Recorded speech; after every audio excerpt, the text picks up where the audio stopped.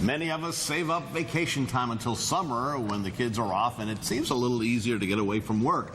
If that sounds like you, well, you may be in for a big surprise if your plans involve flying. Because the airlines have been squeezing even more of us into that small space, otherwise known as an airplane.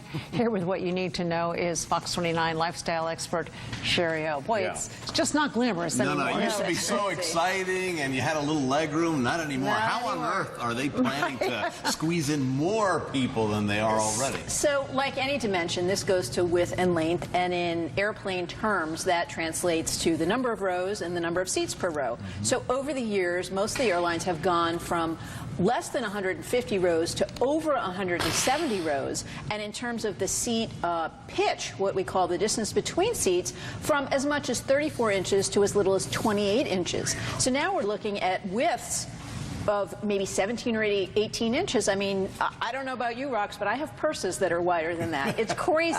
My mind's thinking this. I have other things besides my purse that's wider than that, just saying. But they're doing that with materials, too. They're doing that with compacting the space, but also using smaller materials. So the actual seat frames are smaller but stronger materials, and the padding is a lot less. So not only do we have less space, some people will tell you the seats are less comfortable. Rather than actual sort of metal seats, now they're using netting for seats that kind of flexes and gives them more room. I was on a flight to LA last week, and there was no armrest next to the window on the window side, because look, an armrest takes up what, an inch or two. So let's get rid of that too. I just have this incredulous. I mean, this is just.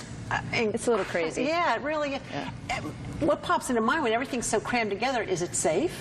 Well, you know, the safety is evaluated not based on our comfort level, but based on evacuation rates. So as long as they can evacuate a plane in 90 seconds or less, which it's hard to believe that would even be possible, then that's fine. What actually goes to safety more, and there's been research on this, is the location of your seat. So, for example, you're actually twice as likely to perish in a plane crash if you're sitting toward the front of the plane as opposed to the back of the plane, which is, you know, where those seats that none of us want are anyway. But that may go more towards how quickly you can get out and how bad the crash is, what the circumstances are around the crash. Well, short of driving to your destination, if you're stuck flying, what can we do? Well, you know, there are some airlines actually out there that rank much better on this. So JetBlue, for example, which happens to be one of my favorites, still has planes with, you know, over 30 inches in pitch, that distance from seat to seat. Same thing with Virgin America is very good on that rank. Spirit, for example, not so good. Frontier, not so good. You're looking at 28 inches on seats like that. So you really need to shop and you know, choose wisely. I guess so.